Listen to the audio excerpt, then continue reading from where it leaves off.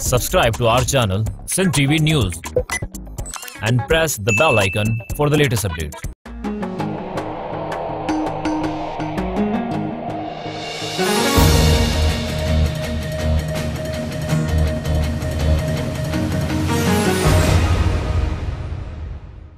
अस्सलाम वालेकुम नाज़रीन, सिंध टीवी न्यूज़ जे प्रोग्राम कराची डायरी में भलीकार मां आवां जो मेज़बान शब्बीर लाशारी।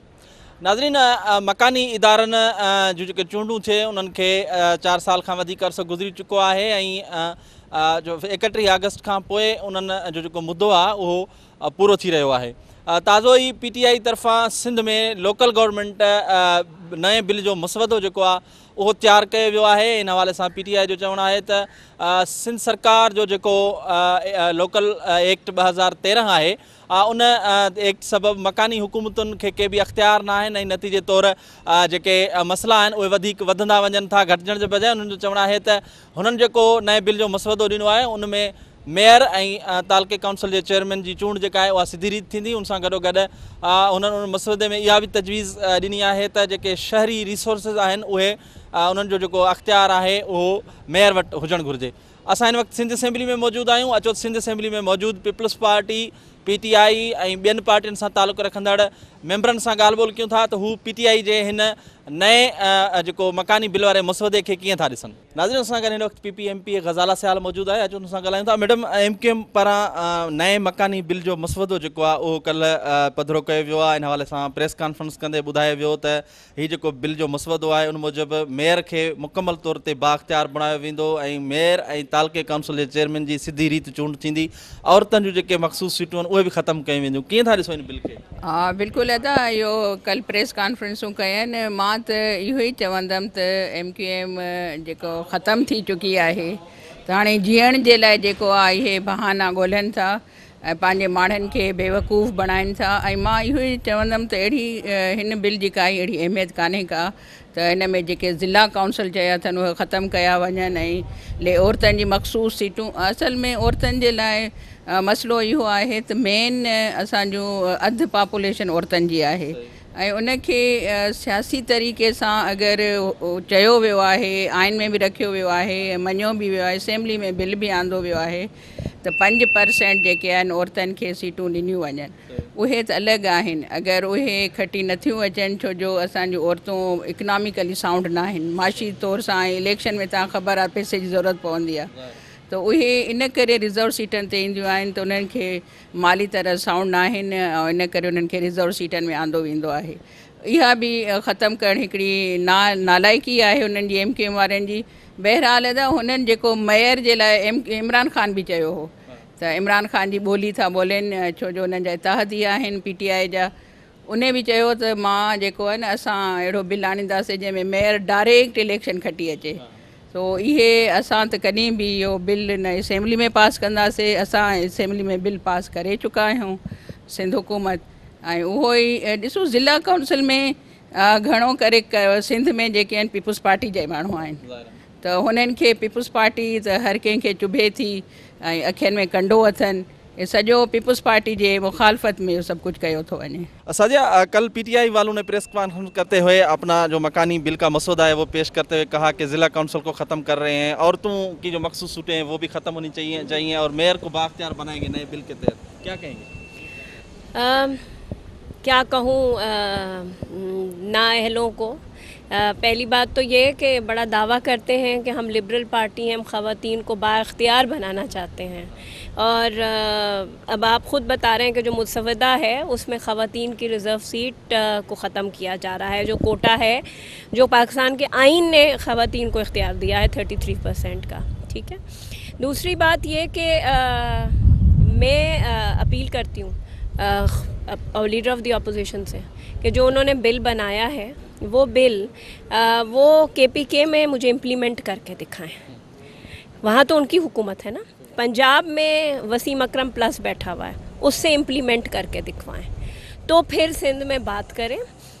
बल्दियाती निज़ाम सूबे की ज़रूरत है, सिंध वो वाहिद सूबा है जहाँ बल्दियाती निज़ाम अपनी मुद्दत पूरी करेगा अगस्त में। नाज़रीन असां गॾु हिन वक़्तु मकानी खाते जो अॻूणो सूबाई वज़ीर शर्जील इनाम मेमण मौजूदु आहे। अचो तुंहिंजो ॻाल्हि सां शर्जील साहब, गुज़िरियल ॾींहुं PTI नए मकानी बिल जो मुसवदो पेश कंदे चयो त हीउ जेको 2013 वारो एक्ट आहे पीपल्स पार्टी जो, उन शहरी इलाइक़नि खे मुकमल तौर ते तबाह करे छॾियो आहे, मेयर खे जेको आहे बेअख्तियार करे छॾियो आहे। असां हिन बिल तहत मेयर खे बाअख्तियार बणाईंदासीं ऐं औरतुनि जूं मख़सूस सीटूं बि ख़तमु था कयूं, ज़िले काउंसिल बि न हुजणु घुरिजे, छा चवंदो?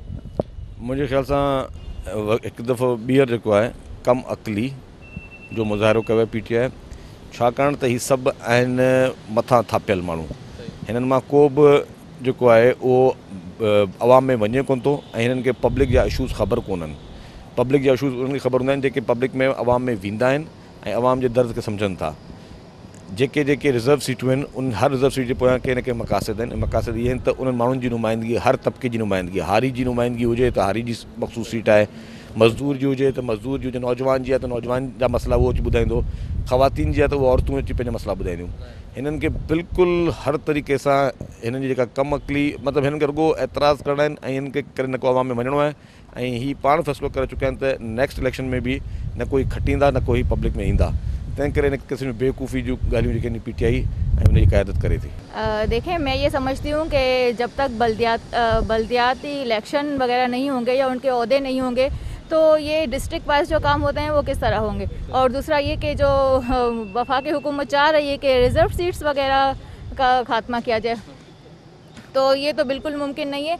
ये तो ये चाह रहे हैं कि बस अब औरतें सियासत में भी ना आए, औरतों के लिए दरवाजे बंद किए जा रहे हैं। हम इसके लिए कुछ नहीं कह सकते। उन्होंने चयो आहे त मेयर जी सिधी रीत चूंड थियणु घुरिजे, मख़सूस औरतूं जेके औरतुनि जूं सीटूं आहिनि उहे बि ख़तमु थियणु घुरिजनि ऐं मेयर खे शहरी वसीलनि ते मुकमल तौर ते अख़्तियार हुजणु खपे। पीपल्स पार्टी जेको 2013 वारो एक्ट आहे उन बल्दियाती इदारनि खे तबाह करे छॾियो आहे, छा चवंदो? अदा अहिड़ी ॻाल्हि कोन्हे ऐं हीउ निज़ाम जेको प्रीवियसली हाणे जेको हलंदो रहियो हाणे इख़्तिताम ते पुॼण वारो आहे, उन में सभिनि मेयर्स खे पंहिंजा पूरा इख़्तियारात हुया ऐं सभु पंहिंजा प्रॉपरली पंहिंजो कमु पिया कनि पंहिंजे पंहिंजे डिस्ट्रिक्ट्स में, पंहिंजी कॉर्पोरेशन्स में।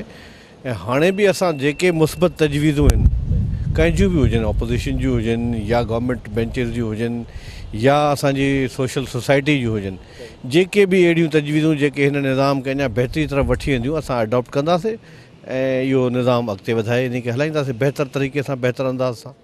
अच्छा, औरतुनि जूं मख़सूस सीटूं ख़तमु करण लाइ हिननि चयो आहे, उन सां गॾु गॾु हिननि चयो आहे त जेके स्कूल ऐं इस्पतालूं आहिनि उहे बि मकानी इदारनि जे हवाले कयूं। मख़सूस सीटूं छो ख़तमु कयूं वञनि? हिकिड़े तबिके खे हिकु नुमाइंदगी अगरि मिले थी त उन शइ जी नुमाइंदगी खे छो महरूम कयो वञे? इहे सीटूं औरतुनि जूं मुख़्तस आहिनि, क़ौमी असैम्बली में, सेनेट में, सूबाई असैम्बली में, त लोकल गवर्नमेंट में छो न हुजे? त इहो त हिकिड़ो उन्हनि जो राइट खे खामखा में जेको आहे हटायो वञे थो, इन शइ ते कोई कॉम्प्रोमाइज़ न थींदो। इहो मख़सूस सीटुनि ते उन्हनि खे नुमाइंदगी मिलणु खपे, इहा उन्हनि जी हिकिड़ो राइट आहे ऐं इहो त हूंदो इंशाअल्लाह। कल्ह बल्दियाती बिल जो नओं मसवदो जेको आहे उहो आंदो आहे, प्रेस कॉन्फ्रेंस बि कई अथऊं। उनजो चवणु आहे त 2013 वारो जेको सिंध हुकूमत जो एक्ट आहे उन एक्ट में एॾियूं ख़राबियूं आहिनि जो बल्दियाती इदारा जेके आहिनि, मकानी इदारा जेके आहिनि उहे सही परफॉर्मेंस नथा कनि। असां हिन नए बिल वसीले मेयर खे बाअख्तियार बणाईंदासीं, औरतुनि जूं ख़ासि सीटूं ख़तमु था कयूं, छा चवंदो? वाक़ई का गुंजाइश आहे छा हिन में तरमीम? मां हिकिड़ी गुज़ारिश कयां, जेको इहो इशू आहे इहो तव्हां ख़बर आहे त टोटली प्रोविंशियल मैटर आहे बल्दियात वारो। बाक़ी उन में जेकी मेजॉरिटी हूंदी जंहिं बि पार्टी जी आहे, जेके बि माण्हू उन जे बिल जे हक़ में वोट करनि त बिल्कुलु उहो कोई बि बिल आने उहो पास कराए सघे थो सिंध असैम्बली में जेकॾहिं मेजॉरिटी आहे। बाक़ी इहो सौ सिधो जेको बि इहो प्रोग्रेटिव आहे, इख़्तियार आहे, उहो आहे प्रोविंसिस जो। पंजाब में पंजाब जेकी गवर्नमेंट हूंदी या जेकी अक्सरियती या को प्राइवेट माण्हू आने बिल पास करे असैम्बली पास कंदी त पोइ बिल्कुलु उहो इम्पोज़ थींदो। ऐं इन में कानूननि में जेको अहिड़े क़िस्म जा कानूननि में गुंजाइश हूंदी आहे उन में ज़रूरु इन खे पाकिस्तान पीपल्स पार्टी बि ॾिसंदी।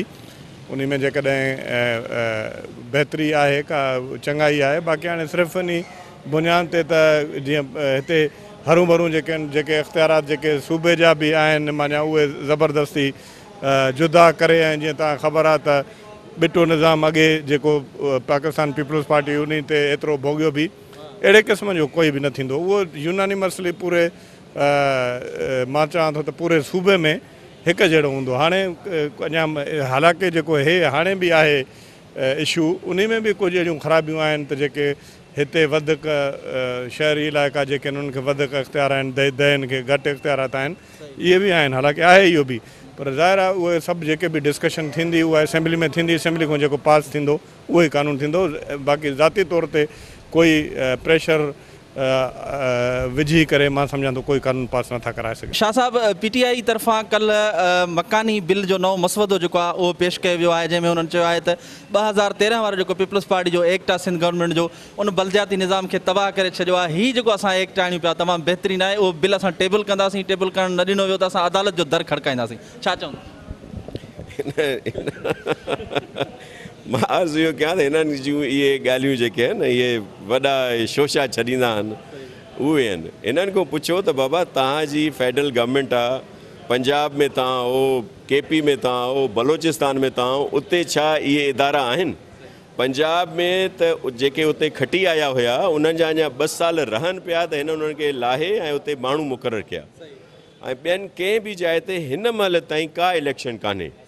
त हे छड़ो ईअं नचंदा कुॾंदा आहिनि, इहे ॻाल्हियूं कंदा आहिनि, भले वञनि अदालत में। असां उते आहियूं, असां पाण चेयरमैन बिलावल साहब जे हुकुम तहत CM साहब हिकिड़ी कमेटी ठाही आहे, जंहिंमें मां आहियां, सईद गनी साहब आहे, मुर्ज़ा वहाब साहब आहे, ऐं सीनियर ब्यूरोक्रेट्स बि हुन में आहिनि, त जीअं असां बहितर करे सघूं। असां ॿियनि सूबनि जा कानून बि घुराया आहिनि ऐं हिते बि मुशावरत थी आहे, बल्कि असां जेको निज़ाम असांजी शहीद मोहतरमा बेनज़ीर भुट्टो साहिब आणणु चाहे पई, ऐं जंहिंजो मसवदो हिकिड़ो जेको काग़ज़ आहे जिते सॼो कमु थियो कमाल असवर साहब वटो, उहो बि असां वठी आया आहियूं। उन ते बि डिस्कस थिए पियो त जीअं हिन सिस्टम के बेहतर कयो वञे त माण्हुनि खे वधीक सहूलियत मिले।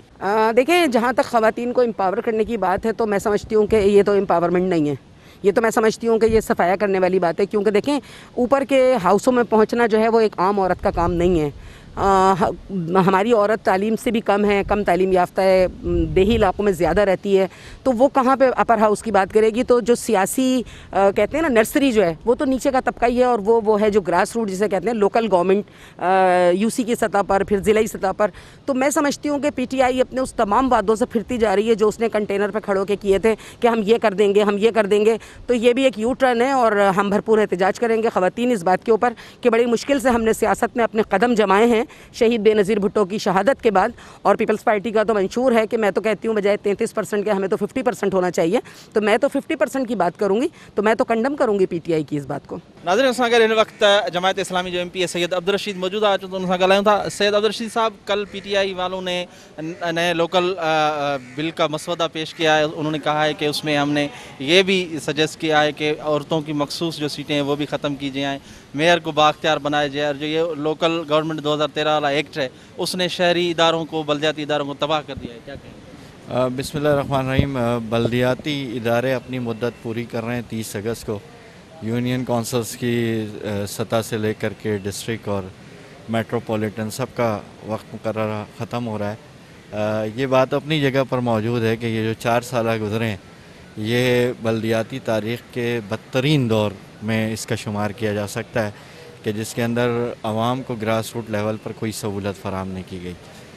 जहाँ तक मसवदे हैं तो मुख्तलिफ़ सियासी जमातें अपनी तजावीज़ रखती हैं।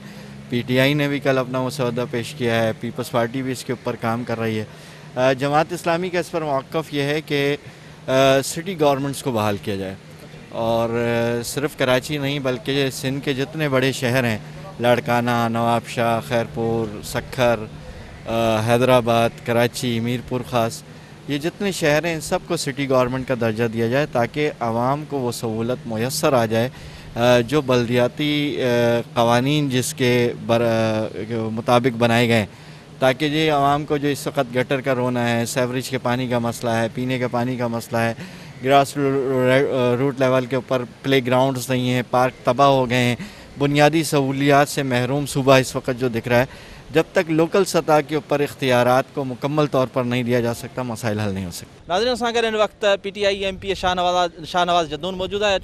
जदून साहब, कल PTI वालों ने, आप लोगों ने जो बिल का मसवदा पेश किया उसमें कहा कि ख़वातीन की जो मखसूस सीट्स हैं उसको भी ख़त्म करना चाहिए, ज़िले कौंसिल भी ख़त्म होनी चाहिए। असल में इस बल्दियाती एक्ट 2013 में क्या खामियाँ हैं, क्यों आप लोग नया मसवदा लेना चाहते हैं? असल बात ये है कि ये जो सिंध के अंदर है, एक आपको मामूली से वो बता दूं कि यहाँ जो वार्ड लेवल पे इलेक्शन हुए और वार्ड काउंसलर मुंतखब हुआ है, तो उसके पास एक मैनहोल रिंग लगाने के इख्तियारात नहीं हैं। सारे इख्तियारात या तो यूसी चेयरमैन को दिए गए या डिस्ट्रिक्ट चेयरमैन को दिए गए। अब हमने जो पेश किया कि भाई लेडीज़, ज़ाहिर है जो लेडीज़ मेहनत करती हैं रिज़र्व सीट पे तो वो आ जाती है कि जिनका वो नहीं होता, लेकिन ग्राउंड वाले पे जो मेहनत करने वाली होती है वो ऊपर नहीं आती। हमने ये रखा है कि जर्नल उससे मुंतखब हो के आए, लेडीज़ यूनियन कौंसल सतह पर भी लेडीज़ को रखा है और डिस्ट्रिक्ट उस पर भी रखा हुआ है, ताकि वो डायरेक्ट आवाम से मुंतखब हो के आए और लेडीज़ जो है वो अपनी नुमाइंदा खुद चुने। वो हमने ये कहा है कि लेडीज़ उनको वोट दे और वो अपनी नुमाइंदा खुद चुने। मेयर के हवाले से भी उसमें लिखा है कि पावरफुल करना है और शहरी रिसोर्सेज जो है वो सब मेयर को दिए जाए। बिल्कुल बिल्कुल, देखिए ये सारे काम तो लोकल जो कौंसल है उनके होते हैं। मेयर के पास जब इख्तियारात नहीं होंगे तो किस तरह निज़ाम को दुरुस्त करेंगे। अब आप कराची के अंदर ले ले, इतनी बड़ी आबादी है, कोई 2.5 करोड़ की आबादी है, लेकिन यहाँ मेयर के पास 2 करोड़ तक जो ना वो इख्तियारात दिए हुए हैं कि 2 करोड़ से ज़्यादा काम नहीं कर सकते हैं। इतनी बड़े शहर में 2 करोड़ में वो कैसे सही करेंगे। मैं आपको एक मामूली से मिसाल देता हूँ। KPK के अंदर जो हमने विलेज कौंसल बनाए थे, वहाँ पर 30% फंड जो ना डायरेक्ट विलेज को दिया है। उस विलेज के नाजिम को ये इख्तियार दिया है कि वो अपने विलेज के स्कीमें बना के और काम करे। आज माशाल्लाह देख ले जो इम्प्रूवमेंट KPK के अंदर आए, लोकल बॉडी वहाँ भी कुछ खामियाँ थी, वो अभी भी दुरुस्त की है, क्योंकि हमने डायरेक्ट इलेक्शन वहाँ भी डिस्ट्रिक्ट तहसील कौंसल का इलेक्शन डायरेक्ट करा रहे हैं, मेयर का भी डायरेक्ट करा रहे हैं, लेकिन वहाँ बहुत अच्छी इम्प्रूवमेंट आई और वहाँ उससे हमने काफ़ी सीखा है। जो कोताहियाँ हैं अब वो हमने दोबारा उससे वो बेहतर किए हैं। तो तकरीबन सेम वही बिल हमने यहाँ भी जमा किया है कि कराची एक इंटरनेशनल सिटी है, यहाँ ज़रूरत है कि मेयर को पास इख्तियारात हो ताकि मसले मसाइल यहाँ हल हो सकें। नाज़रीन, असां गॾु हिन वक़्तु PTI जो पार्लियामानी अॻवान हलीम आदिल शेख मौजूदु आहे, जो तुम सां ॻाल्हाईंदा। शेख साहब, PTI तरफ़ां नए बिल जो मसवदो आंदो वियो आहे। 2013 वारो जेको एक्ट आहे उनमें कहिड़ियूं ख़राबियूं आहिनि जो तव्हां ही आणणु चाहियो था? ॾिसो, जेको बि कानून साज़ी सिंध गवर्नमेंट कई आहे उहो 2013 वारो एक्ट हुजे या 2019 वारो पुलिस ऑर्डर हुजे, उन में तबाही आहे। 2013 वारे एक्ट खां पोइ तव्हां चओ कि छा को तरक़ी थी आहे, उनजो रिज़ल्ट ग्राउंड ते असां ॾिठो आहे, को कमु थियो आहे। मां सम्झां थो इन्हनि जेकी बि कानून साज़ी कई आहे पंहिंजा खीसा भरण लाइ, पंहिंजी करप्शन करण लाइ। ऐं ॾिसो न, हेठि अवाम ग्राउंड ते कुझु कोन्ह थियो। अॼु साॻिया शहर तबाह बर्बाद लॻा पिया आहिनि, न को पीअण जो पाणी आहे, न को रोड आहे, न को रस्ता आहे, न को गटर आहिनि, का तबाह। जॾहिं हिकिड़ो निज़ाम फेल निज़ाम आहे, 2013 वारो हिन जो एक्ट खां अचण खां पोइ अॼु उहो फेल निज़ाम खे वरी अचणु घुरिजे। ऐं मां सम्झां थो हीउ जेको हिननि कमु कयो आहे, जेको 2 अगस्त खां वञी इदारा ख़तमु कंदा, DCs खे चार्ज ॾिया, जेको बि कंदा, इन्हनि जी बदनीयती जेकी ॾिसण में अचे थी उहो साबुत ते अची वई आहे। जेको इन्हनि KPK खां हिकिड़ो प्रोविंशियल सर्विस जो, इहो जेको मौलाना फज़ल रहमान जो भाउ हो, इहो इंजीनियर हो PTCL में, उतां उनखे बिना प्रोविंशियल एग्ज़ाम जे करे उनखे DC कयोसीं। प्रोविंशियल मैनेजमेंट बाक़ाइदा इनखे चूंडे मोकिलियो आहे त उहो PTI जो ज़िलो आहे, उन मोकिलियो वियो आहे। ॿिए पासे जेको हिननि कयो आहे त जेको तव्हां ॾिसो था पुलिस जो निज़ाम जेको तबाह बर्बाद थी चुको आहे, ढाड़ियल आज़ाद आहिनि।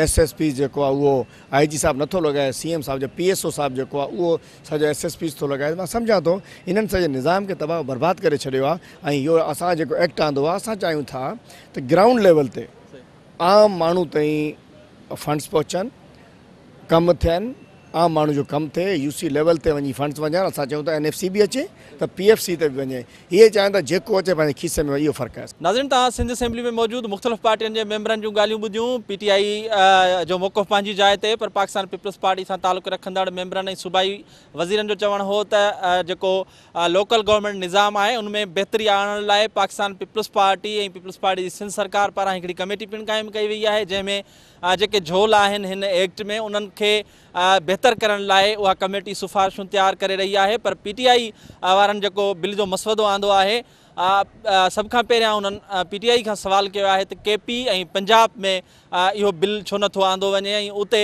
मकानी हुकूमतनि जो जेको ढांचो आहे उहो उते बहाल छो नथो कयो वञे। इन ते अॼोके प्रोग्राम जो वक़्तु पंहिंजी पुॼाणी ते पहुतो। ईंदड़ प्रोग्राम ताईं पंहिंजे मेज़बान शबीर लाशारी खे ॾींदा इजाज़त। अल्लाह हाफ़िज़।